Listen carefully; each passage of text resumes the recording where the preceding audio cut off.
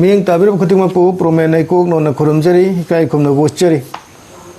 अदो मतुना वहंग हंगबिरप मतुमदा चानबिदुना इसा के मिंग लाइफम अमदि चहीना चिंगबसु ताकपिरमना नुलुकचरी इमान ngasi wahang asidi miyoi anina hangbirakpani ingocha mitai Kanchipur अमदी ओजाबु लाबना खुरुमजरी गुवाहाटी दगी तेलहैबा लैचोंबमना हंगतचनिंगबा वहंग अमना मियोइबा अखोइना अकीबा फावरकपा मतम नुमिदांग मतम लम चटपा मंग नुंगाइतबा मखल कयागी अकीबा थेंगरकपदा करी लाइवा सोनबा याबगे हाइबसन वहंग अमा अनिसुब वहंगना लाइनिंग थौ लाइरेंबी इपा इमाबु करंब वही नत्रगा लाइवा सिजिन्नरगा सैथाबा अमदी थागतपा फोंदोकपा याबगे हाइबसन हंगबिरकलिबा वहंगसी यामना फजबा वहंगनी इनाव अनीगी वहंगसे अकीबा हाइबा पोषक असी थमोइदगी थोकपनी पुंगनिंगदगी थोलकपा पोषक अमनी खुदमोइना मियोइबगी मनुंगदा याम किगनबा मी याम किगनदबा मिकी लाइकिदबा लाइटिन किदबा अहिंग ताइबंग खंगदना पंचत्ता चटपा थौना फबा हाइब तारे अदना मी सिदा मखल अनि लई किगनबा मा किगनदबा मा कीबा हाइबसे थमोइदगी थोरकपा अनाबा मखलमनी कीबसिने मियोइबगी पुंसी याम लाइना मांगनबा ngami कीदबा हाइबसिना मियोइबगी पुंसीसे सिबा याबा तांका कयादगी सुनान थोकपा ngami अदना कीबसी मतंग चादना पंकीता कीबसु कानदे मसी कीदनबा खनगदबनी अदु अकीबा अकीबदुना लागदी कीरोय हाइना खल्लोय हाइना यादे यामना कीरकपा मतमदा अहिंग ताइबंग अमम थेंग चटपदा पुंगनिंगदा नुंगाइरक्त्रबा कीबसी चांग वांखलअबदी लवाई सम्युंगनिमनी अदुना खुनिंग थौगा खुद अनि ओयेचे खुनिंग थौगा खुबीगा अनि से मतोन मतोन समजिन्नौ समजिन्नरगा चटपियु अदु ओइरबदी लंदमदुदा मफमदुदा लेरिबा तिमु लाइमोना आइंगोंदा सोकपा ngamba हौनदे खुबीगा खुनिंग थौगा अनिना खुदोल अनि समजिन्नरिबसी निंगथौगा ममा मचा अनि पुनमिन्नबनी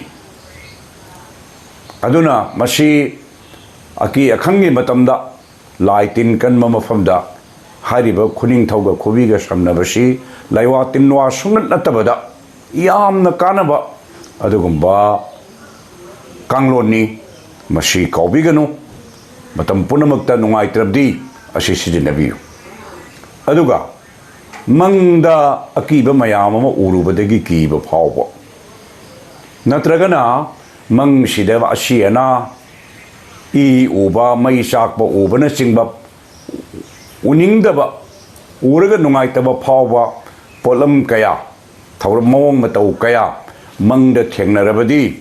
मंग वारीदु मिंगोंदा पंगली लीगनु मंग खुनबा हैतबा मीदा मंगी वारीसी लीरबदी अइगी मंग अदु फतबा ओली मंग खुनबा हैबा मीदा अइगी वारीदु लीरुरगदी अइगी फतबदसु कोई मंग खुनबा हारिबसी करिनो मंग अदुगी वहनथोक नुंगी वहनथोक खंगबा मी अदुबो मंग खुनबा हैबा कौई खंगदबा पंगताता ताबदुबो मंग खुनबा हैतबा कौई असिना वाफम अमा अदुबो अइना मंग खुनबा हैबना कनानो हैतबना कनानो हाइबदु मिसक खंगदोकपा ngamdabaniना यामना लाइना कोकपगी मरम अमा अइ हाइजगे येट की खुद असिना लवाइदगी लाइपक फावबा नांथबिरउ वहाइदी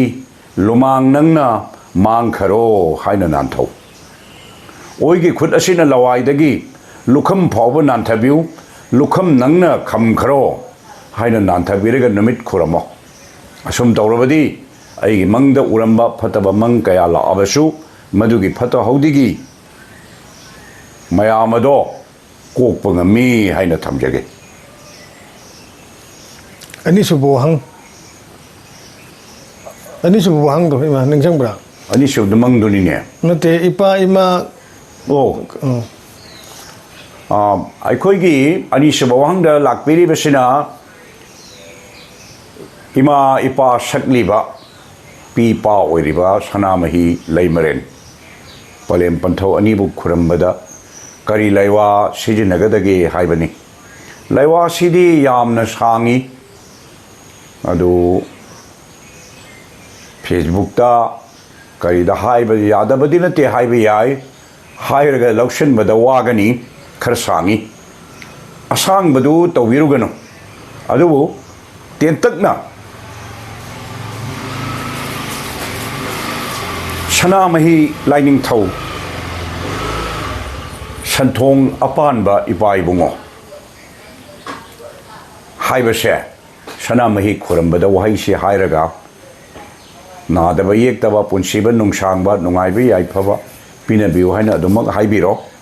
ꯏꯃꯥ ꯂꯩꯃꯔꯦꯟꯗꯅ ꯇꯥꯏꯕꯪ ꯌꯨꯝꯊꯣꯡꯗ ꯂꯞꯂꯦꯟ ꯀꯖꯥꯎ ꯌꯥꯔꯤꯕꯤ ꯌꯦꯅꯧ ꯍꯨꯟꯕꯤ ꯌꯥꯏꯕꯤꯅꯤ ꯊꯋꯥꯏꯒꯤ ꯆꯨꯞꯂꯤ ꯄꯥꯏꯕꯤꯅꯤ ꯃꯉꯥꯟ ꯐꯕꯤ ꯃꯩꯔꯥꯅꯤ ꯏꯃꯥ ꯇꯣꯜꯂꯕ ꯅꯆꯥꯅ ꯉꯥꯡꯂꯧ ꯈꯨꯌꯥ ꯈꯥꯗ ꯈꯨꯔꯨꯝꯖꯔꯤ ꯄꯂꯦꯝ ꯄꯟꯊꯧ ꯑꯅꯤꯅ ꯑꯌꯨꯛꯀꯤ ꯀꯣꯟꯊꯣꯛꯄꯤꯌꯨ ꯅꯨꯃꯤꯗꯥꯡ ꯋꯥꯏꯒꯤ ꯀꯣꯟꯁꯟꯕꯤꯌꯨ ꯍꯥꯏꯅ ꯑꯗꯨꯃꯛ ꯈꯨꯔꯨꯝꯕꯤꯔꯣ ꯃꯁꯤꯅ ꯑꯇꯦꯟꯕ ꯋꯥꯍꯩꯗ ꯑꯗꯨꯝ ꯌꯥꯔꯦ ꯊꯥꯡꯉꯩ ꯁꯦꯡꯅ ꯂꯥꯏ ꯈꯨꯔꯨꯝꯕꯒꯤ ꯂꯥꯏꯔꯣꯟ ꯇꯤꯂꯣꯟꯁꯤ ꯈꯪꯅꯤꯡꯕ ꯂꯩꯔꯒꯅ ꯃꯗꯨꯗꯤ ꯈꯔ ꯁꯥꯡꯕ ꯄꯣꯠ ꯑꯣꯏꯕꯅꯤꯅ ꯃꯗꯨ ꯐꯝꯃꯤꯟꯅꯔꯒ ꯇꯧꯗ꯭ꯔꯒꯗꯤ ꯈꯤꯇꯪ ꯅꯨꯡꯉꯥꯏꯇꯕ ꯈꯔ ꯂꯩꯒꯅꯤ ꯑꯁꯨꯃꯥꯏꯅ ꯊꯝꯖꯒꯦ